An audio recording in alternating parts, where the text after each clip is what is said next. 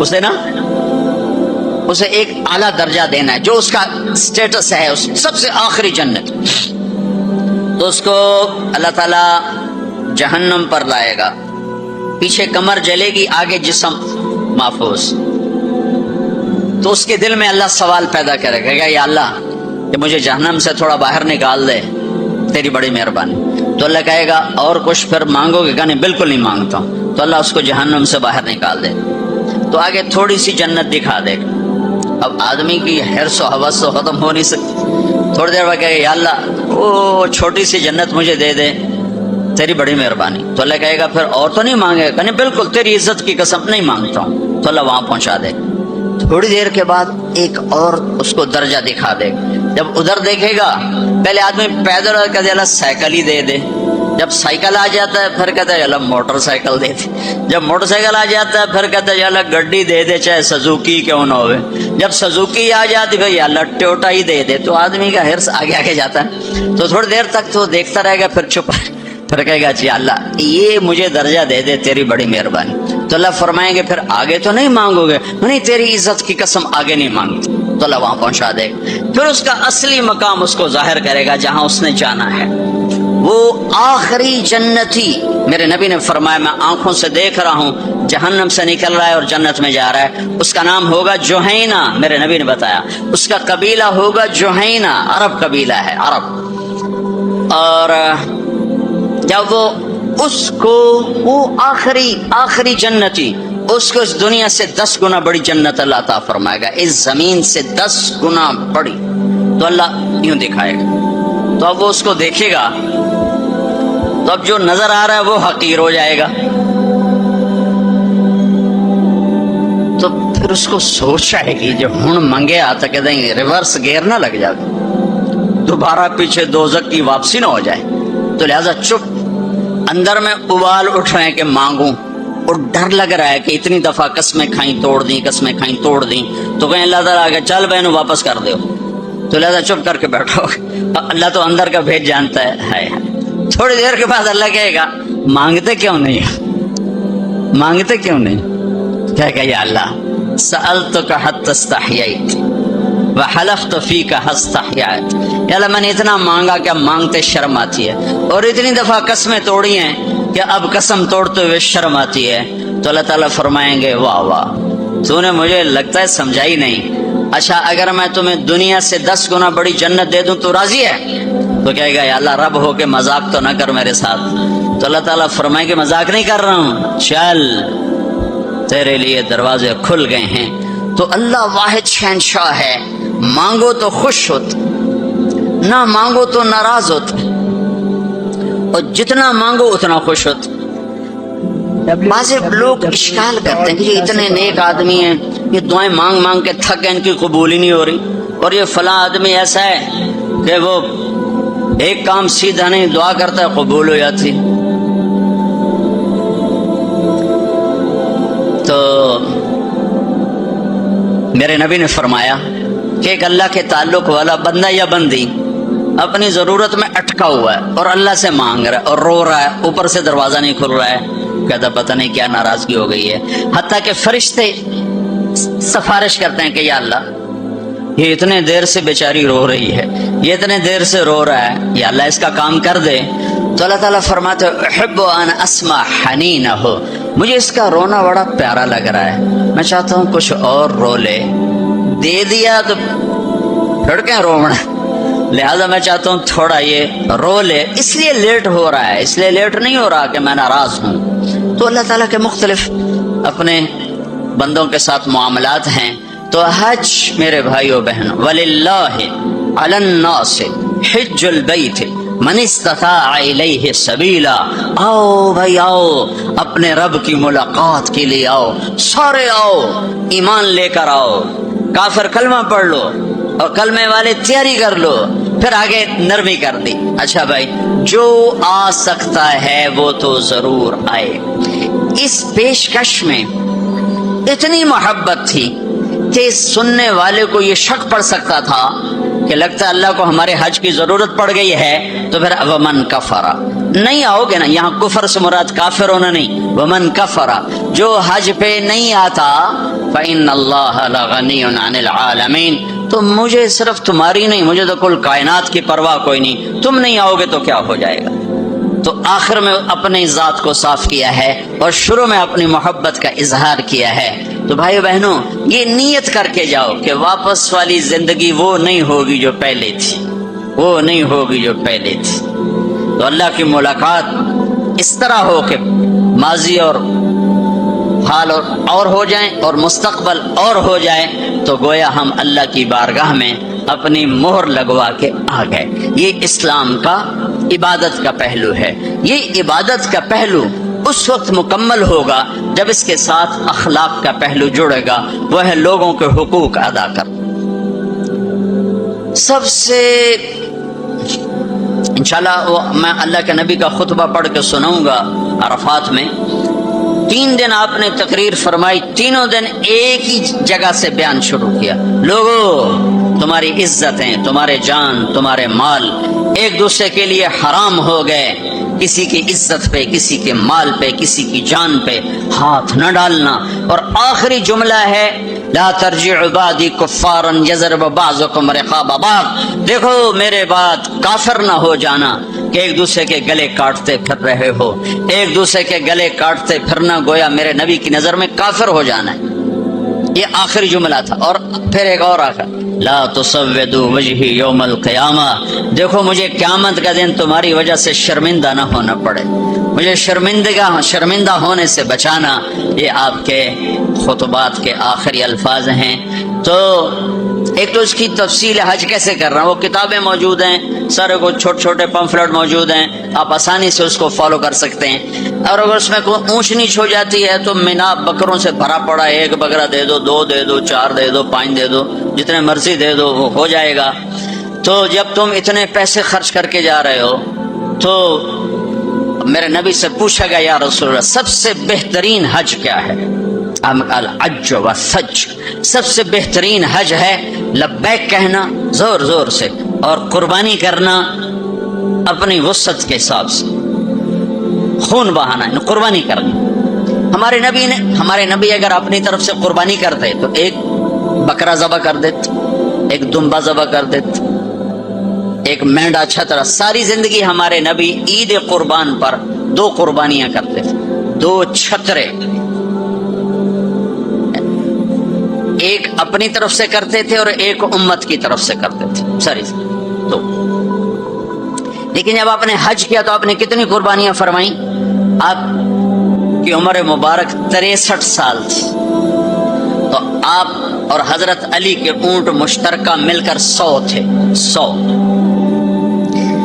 تو وہ 100 اونٹ میں سے آپ نے 63 اونٹ الگ کروا لیا، ہر سال کا 1 اونٹ، اور 1 اونٹ میں 7 قربانیاں ہوتی ہیں، 1 میں 7 ہوتی ہیں۔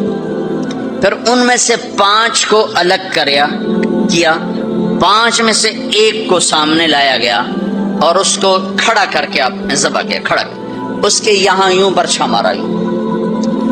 تو یہاں تو جانور ہو، بکرا ہو، اونٹ ہو، جب اس کو برچھا لگتا ہے تو وہ شور مچاتا ہے، کرتا ہے۔ لیکن جب وہ اس اونٹ کو لگا نبی کے ہاتھ سے برچھا تو اس کی خوشی سے ہائے نکلی، اور پیچھے جو اونٹ کھڑے تھے ان میں جنگ شروع ہو گئی۔ ہر اونٹ رسی توڑ کے آگے بڑھ کے ذبح ہونے کی کوشش کر رہا تھا کہ کہیں میں پیچھے نہ رہ جاؤں، میں پہلے ذبح ہو جاؤں، میں پہلے ذبح۔ نہ شود نصیب دشمن کہ شود ہلاکے تیغت، سر دوستاں سلامت کے تو خنجر آزمائی، ہم آہوں آنے سہرا سر خود نہاد برکف، با امید آن کے روزے بشکار خواہی آمد، کہ آج سارے جنگل کے ہرنوں کو انتظار ہے کہ آج ہمارا محبوب شکار کرنے آ رہا ہے۔ تو ہر ہرن گردن جھکا کے کھڑا ہے کہ میں ذبح ہو جاؤں، میں ذبح ہو جاؤں، میں ذبح ہو جاؤں۔ تو یہ شعر میرے نبی پہ فٹ آتا ہے کہ سارے اونٹوں میں جنگ شروع ہو گئی اور ہر ایک کا زور تھا میں ذبح ہو جاؤں، میں ذبح ہو جاؤں۔ آپ نے 63 اونٹ ذبح فرمائے اور برشا پھینک دیا، اور اپنی بیویوں کا حصہ اس میں نہیں رکھا، بیویوں کے لیے الگ قربانی کی، بیویوں بیگمات کے لیے الگ قربانی کی، اور اپنے 63 اور 7 ہر اونٹ میں. اور پھر یہاں تک فرمایا کہ علی جو گوشت بنائے اس کو مزدوری گوشت میں سے نہیں دینی، میں الگ سے دوں گا، اس کا ہر ٹکڑا اللہ کے نام پہ جانا چاہیے. گوشت میں سے مزدوری بھی نہیں دی، الگ سے مزدوری دی. اور پھر فرمایا کہ آؤ بھائی جو لے جانا چاہتا ہے لے جائے. پھر فرمایا حضرت علی سے کہا ایک ایک بوٹی سارے اونٹوں سے لے لو اور ایک دیگ چڑھا دو. تو وہ ایک ایک بوٹی سارے اونٹوں سے لے کر دیگ چڑھائی. پھر آپ نے اس کے پکنے کا انتظار کیا. جب وہ تیار ہو گئی تو پھر آپ نے حضرت علی نے چند اور صحابہ نے مل کر اس کا گوشت کھایا، شوربہ پیا، اور پھر اس کے بعد آپ طواف زیارت کے لیے تشریف لے گئے. تو اب مالدار لوگوں قربانی کرنا دل کھول کے، ماڑے ماڑے جانور نہ تلاش کرنا، بھائی سستا کڑا لبدا ہے. اللہ کے نام پہ لگانا، جھگی پھونک تماشا ویک ہماری پنجابی کی مثال ہے. لگا تو صحیح، پھر دیکھ آتا کیسے ہے واپس. ایک صحابی ہیں ابو الدحداح، ایک آیت اتری من ذا الذی یقرض اللہ قرضا حسنا یضاعف له اضعافا کثیرا. تو وہ ایک انصاری صحابی نے آیت سنی، وہ بھاگے ابو الدحداح، ارے آج عجب آیت آئی ہے. کیا؟ کہ اللہ کہہ رہا کوئی ہے مجھے قرضہ دے میں واپس کروں کئی گنا کر کے. تو ابو الدحداح آئے دوڑے دوڑے، یا رسول اللہ کیا اللہ نے یہ کہا ہے کہ مجھے قرضہ دو میں واپس کروں؟ ہاں. کہا یا رسول اللہ اللہ کو کیا ضرورت قرضہ مانگنے کی؟ کہ اللہ چاہتا ہے اس کے بدلے اللہ تمہیں جنت دے. کہا اچھا اگر میں اللہ کے نام پہ دوں تو آپ وعدہ کرتے ہیں میری جنت کا؟ ہاں وعدہ. کہ میری بیوی کی جنت کا؟ کہاں وعدہ. کہ میرے بچوں کی جنت کا؟ کہا ابو دہدا تو زیادہ ہی مانگتا جا رہا ہے، پر تیرے بچوں کا بھی. یا رسول اللہ ہاتھ بڑھائیں، میرے 2 باغ ہیں دونوں اللہ کے نام پہ صدقہ. ہم کہا نہیں ایک دے دو، ایک رکھ لو، ایک بچوں کے لیے رکھو، ایک اللہ کے نام پہ دو. اچھا پھر میرا وہ باغ جس میں 600 کھجوریں ہیں وہ میں نے اللہ کو دے دیا. ہمیں کہا ٹھیک ہے جا تو تیرے بچے تیری بیوی جاؤ جنت. انہوں نے وہاں سے دوڑ لگائی اور باغ میں نہیں گئے، باہر کھڑے ہو گئے کہ کہیں اندر جا کے نیت نہ بدل جائے. جیسے یعنی لوگ سودے سے پھرتے ہیں، دوڑم سارے لٹو بنے ہوئے، 4 پیسے اوپر گیا سودے سے پھر گئے، 4 پیسے نیچے گیا سودے سے پھر گئے. جیسے ایمان اور زبان کا بول کوئی چیز ہی نہیں. پیسہ ہی خدا بناؤں بھائی، پیسے کے پیچھے ایمان بھی بک رہا ہے، عزت بھی بک رہی ہے، غیرت بھی بک رہی ہے. میرے نبی نے فرمایا میرا امتی ہر گناہ کر سکتا ہے، ایک جھوٹ نہیں بول سکتا، ایک دھوکہ نہیں دے سکتا. سارا کراچی جھوٹ اور دھوکے کا. کراچی نہیں، میرا ملتان لے لو، لاہور، سندھ، بلوچستان لے لو، سرحد لے لو، جھوٹ جھوٹ جھوٹ، دھوکا دھوکا دھوکا. میرا امتی ہر گناہ کر سکتا ہے، جھوٹ نہیں بول سکتا، دھوکا نہیں دے سکتا. ساری تجارت سارا سب کچھ اس پہ آ چکا. تو آپ باہر کھڑے ہو گئے، کہنے گئے امت دہدا، بیوی کو بلایا، کہا کیا ہوا؟ کہا باہر آؤ باہر آؤ باہر آؤ. کیوں؟ کہا باغ اللہ کو دے دیا. اچھا اس کے بدلے میں تیری میری بچوں کی جنت پکی ہو گئی. ان کا ربح البیع ربح البیع، مبارک ہو مبارک ہو، بڑا اچھا سودا کیا، بڑا اچھا سودا کیا، بڑا اچھا سودا کیا.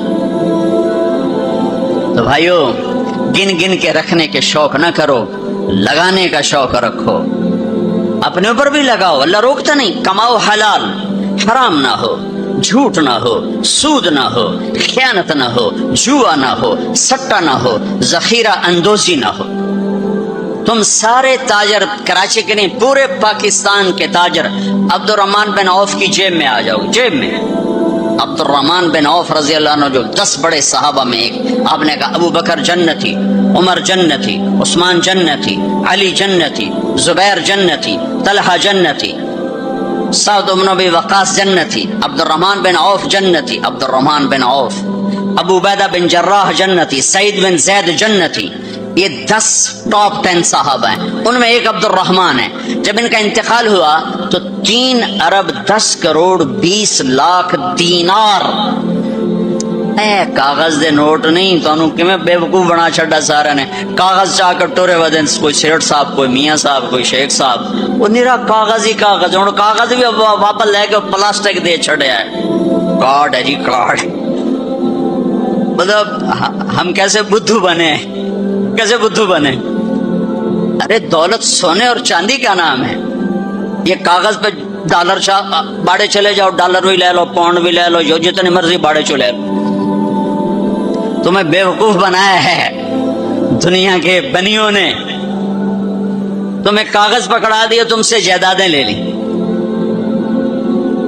اور پھر کاغذ بھی واپس لے کر تمہیں کارڈ پکڑا دیے. وہ فن لینڈ سے واپسی ہو رہی تھی تو وہ ہمیں بڑا کمرہ چاہیے تھا. وہ کمرہ چھوٹا تھا, وہ کروز تھا, یہ جو بڑے بڑے بحری جہاز چلتے, تو ہمیں کمرہ چھوٹا ملا. تو میں نے کہا یار کوئی بڑا کمرہ, تو ہماری جماعت بڑی ہے, تو کوئی بیٹھنے کی ہو, کوئی سونے کی ہو. تو ہم وہاں گئے کاؤنٹر پر, تو اس نے کہا جی آپ 2500 کراؤن دے دیں تو ہم آپ کو کمرہ دے دیتے. ہم نے کہا لے لو. کہا نہیں ہم پیسے نہیں لیتے. کیا لیتے ہیں؟ کارڈ. وہ کہا بھائی پیسے تو زیادہ, ہم کہا نہیں کارڈ لیں گے. اب ہمارے تو پاس کارڈ نہیں تھے, تو سویڈن کا ایک ساتھی ہمارے ساتھ تھا, تو اس نے اپنا کارڈ دیا, تو انہوں نے وہ اس کو کراس کیا, تو اس کو انہوں نے ہمیں بڑا کمرہ دے دیا. تو تمہیں تو پاگل بنا گیا بنیا, دنیا کا سب سے بڑا بنیا. تمہیں کاغذ دے کے تمہیں سیٹ صاحب بنا دیا, شیخ صاحب بنا دیا, پتہ نہیں کیا کچھ بنا دی. اور عبد الرحمان جو چھوڑ کے مر رہے ہیں وہ کاغذ نہیں, کاغذ نہیں, 3 ارب 10 کروڑ 20 لاکھ دینار. ایک دینار 4.5 ماشے کا ہوتا تھا, اور ایک ماشا میں نے سنار سے پوچھا کتنے کا ہوتا ہے, انہوں نے کہا 5000 روپے کا ماشا چل رہا ہے. اب اس کو تم ضرب تقسیم کر کے دیکھ لو کہ عبد الرحمان کتنا چھوڑ کے دنیا سے تشریف لے گئے تھے. ہم نے کہا عبد الرحمان تاجر الرحمان, عبد الرحمان یہ رحمان کا تاجر ہے, رحمان کا تاجر ہے. اتنی بڑی تجارت کی کہ میری تجارت کے 4 اصول تھے. آپ میں تاجر بھی ہوں گے بڑے بڑے, میری تجارت کے 4 اصول رہے. کبھی ادھار نہیں خریدا, نمبر 1. تمہاری ساری مارکیٹ نکل گئی, پہلی شرط ہی ساری مارکیٹ آؤٹ ہو گئی. کبھی ادھار نہیں بیچا, جڑے 2-4 رہ گئے وہ بھی بچوں نکل گئے. کبھی ادھار نہیں خریدا, کبھی ادھار نہیں بیچا. جس نے ادھار خریدا بھی ہو اور ادھار بیچا بھی ہو, ان کا دی رات نیند آ سکتی. لین والے سر تے چڑھے ہوں, دیون والے لکے ہوئے ہیں, کدے جاوے. نہ بیوی اچھی لگے نہ بچے اچھے لگے.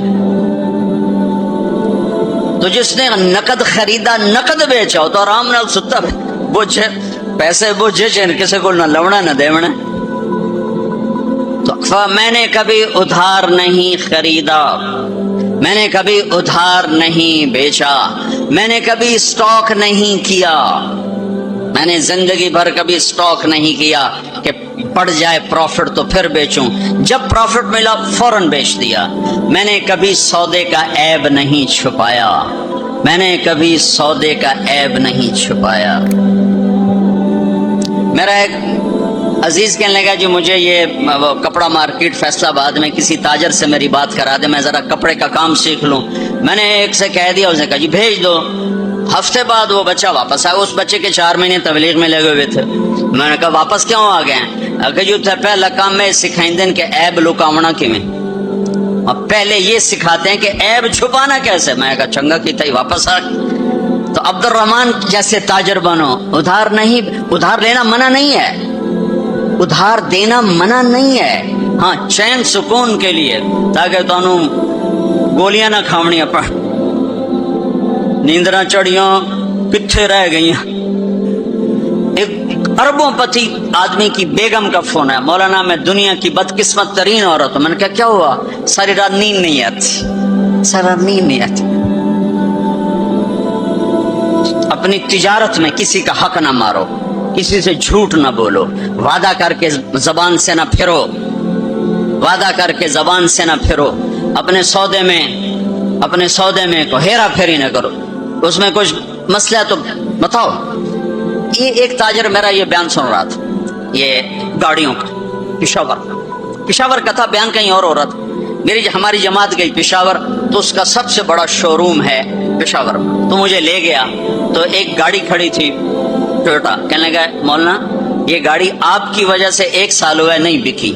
میری وجہ سے، میں تو آج پہلی بار آیا کہ آپ کا بیان سنا تھا کہ سودے کا عیب بتاؤ، تو یہ گاڑی اتارتے ہوئے، نئی گاڑیاں بیچتا ہے، پرانی نئی گاڑی، بعضی گاڑیاں جب اتار رہے ہوتے ہیں تو کہیں نہ کہیں سے لگ جاتی ہیں، پھر ہم اس کو پینٹ پونٹ کر کے کہتے ہیں بالکل فریش ہے، تو یہ گاڑی لگ گئی تھی، تو اب جو آتا ہے میں اس کو بتاتا ہوں یہاں سے لگی تھی، ہم نے پینٹ کیا، کہتے چھوڑو سن ہور دیو، کہ 1 سال ہو گیا، میں کہا چل میں خریدار ہوں مجھے دے گا، نہیں تیرے سے میں نہیں ڈالتا، تو ہماری جماعت وہیں تھی، 1 ہفتہ نہیں گزرا تھا کہ اس کا فون آیا کہ وہ میری گاڑی بک گئی۔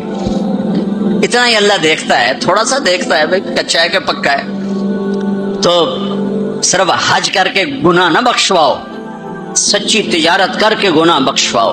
میرے نبی کا فرمان ہے جو صبح سے شام تک بچوں کو حلال کمانے کے لیے تھکتا ہے اور تھک کے شام کو گھر جاتا ہے، اس کے اس دن کے سارے گناہ معاف ہو جاتے ہیں۔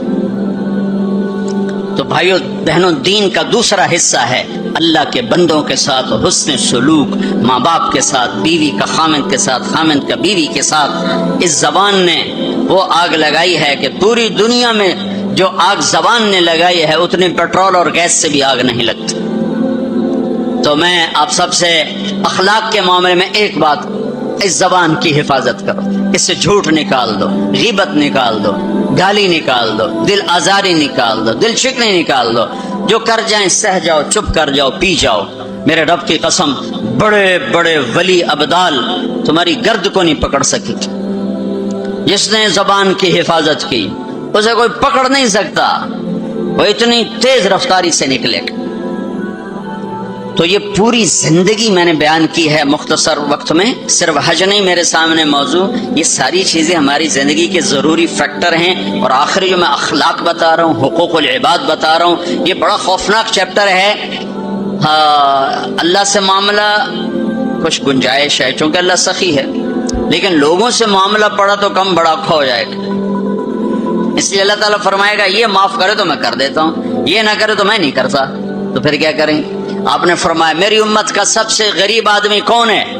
کہا جی جس کے پاس پیسے نہ ہو، کا نہیں، میری امت کا غریب وہ ہے جو قیامت کے دن بڑے بڑے عمل لے کر آئے گا، حج، نماز، روزہ، زکوٰۃ، جہاد، تبلیغ، ذکر، تلاوت، پتہ نہیں کیا کچھ، لیکن حقوق العباد برباد کیے ہوں گے، کسی کو گالی دی، کسی کو تھپڑ مارا، کسی کی زمین دبائی، کسی کا گھر دبایا، کسی کے خلاف جھوٹا کیس کیا، جھوٹی گواہی دی، نوکر کو مارا، نوکرانی کو مارا، وہ سارے آ جائیں گے، یا اللہ ہمارا حق کہ اتنی نمازیں دے دو، اتنے روزے دے دو، اتنے عمرے دے دو، اتنے حج دے دو، اتنا ذکر دے دو، اتنی تلاوت دے دو، وہ مائنس ہوتے ہوتے ہوتے ہوتے ہوتے وہ زیرو ہو جائے گا، ابھی حقدار باقی ہوں گے، تو پھر اللہ تعالیٰ فرمائے گا ان کے گناہ اس کے سر پہ ڈالو۔ ساری زندگی زنا نہیں کیا اور لوگوں کے زنا سر پہ پڑ رہے، ساری زندگی شراب نہیں پی، لوگوں کی شراب سر پہ پڑ رہے، ساری زندگی جوا نہیں کھیلا، لوگوں کے جوئے سر پہ پڑ رہے، اور آپ نے فرمایا کہ ساری زندگی کی عبادتیں کھو کر اور لوگوں کے گناہ سر پہ لے کر یہ جہنم میں جا کے گرے گا، یہ میری امت کا غریب ہے۔ تو اپنے اخلاق بھی بھائیو بہنوں ٹھیک کرو، اور یہ ایک زبان ٹھیک کر لو تو سارے اخلاق ٹھیک ہو جائیں۔ میرے نبی نے فرمایا معاذ تمہیں سارے دین کا خلاصہ بتاؤں؟ کہا جی کیا؟ مجھے دیکھنا، پچھلے بھی ذرا نظر اٹھا کے مجھے دیکھنا۔ معاذ تمہیں سارے دین کا خلاصہ بتاؤں؟ نے کہا جی کیا تھا؟ نے کہا یہ ہے، تم بھی دیکھ لو بھائی،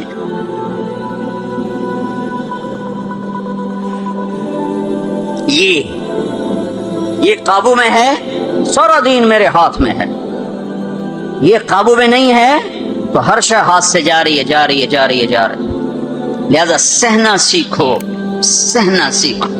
گھر ٹوٹ رہے ہیں، طلاقوں کی ریشو بڑھ رہی ہے کہ سہنا نہیں سکھایا ماں باپ نے، سہ جانا۔ ہیرا کوئلہ ہی تو ہوتا ہے، وہ ہیرا کیسے بن جاتا ہے؟ وہ سہتے سہتے سہتے سہتے جب حد کر دیتا ہے تو اللہ اسے ہیرا بنا کے ماتھے کا زیور بنا دیتا۔ تو سہنا سیکھو، برداشت کرنا سیکھو، اپنے بچوں کو سکھاؤ، خاص طور پر بیٹیوں کو سکھاؤ کہ ہمارا سسرال 100% ظالم معاشرہ ہے۔ میں بڑے درد سے یہ بات کہہ رہا ہوں کہ چاہے وہ دیندار لوگ ہیں چاہے دنیا دار لوگ ہیں، سسرال کا ظلم ایک عجب داستان۔ لوگ بطہ خوری کو، ہاں بطہ خوری ظلم ہے، اور ڈاکہ ظلم ہے، قتل ظلم ہے، یہ جو ظاہری ظلم نظر آتے ہیں. ایک ظلم وہ ہے جو میں سنتا ہوں.